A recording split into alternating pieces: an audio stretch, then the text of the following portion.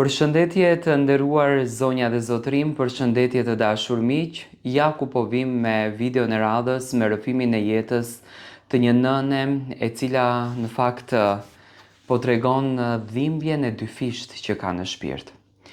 Njëherë u godit me ikjen e djalit nga ky univers, me humbjen e jetës e djalit dhe tani po goditet me një tjetër ngjarje.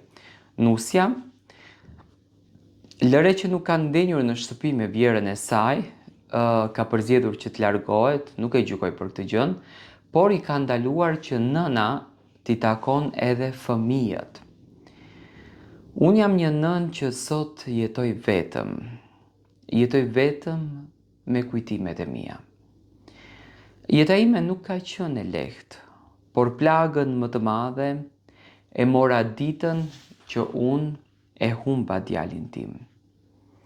Dhe bashkë me të edhe nipërit e mi. Kanë kaluar 6 vite që unë nipërit nuk i kam parë me sy dhe nuk i kam takuar. Djali im ishte drita e shtëpisë, ishte i vetmi djalë që kisha dhe krenaria ime më e madhe ishte ai. Që i vogël ishte punëtor, i qetë dhe shumë zemër mirë. Kur u rit dhe u martua, mendova se më në fund shtëpia jon do të mbushej goxha me lumturi. Si çdo nën që mendon. Nusja në fillim më dukej vajzë e mirë, e prita si bijën time. I hapa derën e shtëpisë dhe bashkë me derën i hapa edhe zemrën. Kur erdhën në jetë nipërit, jeta ime mori një kuptim tjetër. Shtëpia u mbush me zëra fëmijësh, me lodra në përdhoma dhe me të qeshura që më mbushnin krejtësisht shpirtin. Unë isha gjyshja më e lumtur në botë. Çdo mëngjes zgjoja nipërit, u bëja mëngjesin edhe i çoja në kopësht. Më dukej sikur Zoti më kishte falur një jetë të re. Por një ditë, gjithçka u shkatërrua. Djali im u sëmur papritur. Fillimisht menduam se ishte diçka e vogël, një lodhje nga puna, por ditët kalonin edhe gjendja e tij përkeqësohej. Spitalet u bën shtëpia jonë e dytë. Unë dhe nusja rinim pranë shtatit të tij me shpresën se i mbir do të shërohej. Një natë mjekët dolën nga dhoma me fytyra të zymta. Nuk do të haroj kurrë atë moment. Zemra më rau fort kur pash sytë e tyre. Dhe pastaj dëgjova fjalë që asnjë nën nuk duhet t'i dëgjoj kurrë. Na vjen keq, nuk mundëm që ta shpëtonim. Bota ime u shëmb në atë çast. Nuk mbaj mend si rash në tokë duke bërtitur.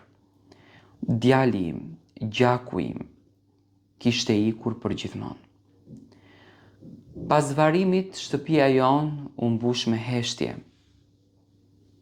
Nuk e kishte më zërin e tij. Nuk kishte më të qeshurat e tij. Por unë përpiqesha të qëndroja e fortë për nipërit e mi. Ata ishin gjithçka që më kishte mbetur nga djali im. Por nuk kaluan shumë muaj dhe edhe ajo dritë që më kishte mbetur u fik krejtësisht. Një mëngjes nusja erdhi tek unë dhe më tha se do të largohej nga shtëpia. Tha se nuk mund të jetonte më aty sepse çdo cep i kujtonte burrin. Unë u përpoqa realisht që ta kuptoja dhimbjen e saj. I thash se dera e shtëpisë do t'ishte gjithmonë e hapur për të. Por nuk e dija se ajo nuk do të largohej vetëm. Do të merrte edhe fëmijët me vete. Ditën që ajo mori nipërit dhe doli nga dera, Zemra ime u nda më dysh. Nipëri qanin edhe më thrisnin, gjyshe, mos qaj, do të vinë përsërine. Unë i përqafova fort dhe u premtova se do t'i prisja gjithmonë. Por ajo ditë ishte hera e fundit që unë i pash. Kanë kaluar 6 vite nga ajo kohë, 6 vite pa zërat e tyre, pa përqafimet e tyre, pa të qeshura që dikur i mbushnin shtëpinë. Kam trokitur shumë herë në derën e nuses. Kam telefonuar, kam lutur që të më lejoj të shoh nipërit qoftë edhe pak minuta. Por përgjigja ka qenë gjithmonë një heshtje. Ndonjëherë ulem pranë fotografive të tyre dhe i shikoj për orë të tëra. Në fotografi janë ende të vegjël, ndërsa në realitet sot janë edhe ndoshta nuk më mbajnë mend, më janë të rritur. Më dhëmb zëmbra kur mendoj se mund të kalojnë pranë meje në rrugë dhe të mos të më njohin. Çdo natë i lutem Zotit vetëm për një gjë, të më jap mundësinë t'i përqafoj edhe një herë. Tu them se gjyshja e tyre nuk i ka harruar kurrë, se çdo ditë e jetës sime ka kaluar duke menduar për ta. Shtëpia ime është ende e mbushur me lodrat e tyre të vjetra. Nuk kam pasur zemër që t'i hedh. Janë kujtimet e vetme që më kanë mbetur nga ajo kohë kur ishim të gjithë së bashku. Ndonjëherë e pyes veten nëse djali im nga lart e sheh këtë dhimbje. Nëse e di që nëna e tij jeton me një plagë që nuk shërohet kurrë. Unë nuk e urej numsen time. Jo, ajo është nëna e nipërve të mi dhe dikur ishte gruaja e djalit tim. Unë vetëm duaj që një ditë zemra e saj të zbutet. Sepse një gjyshe në thelb nuk kërkon shumë, vetëm një përqafim nga nipërit e saj. Sot kanë kaluar 6 vite. 6 vite që sytë e mi nuk i kanë parë më, por zemra ime i pret çdo ditë sikur nesër të trokas dera dhe ata të vrapojnë drejt meje duke thirrur gjyshe.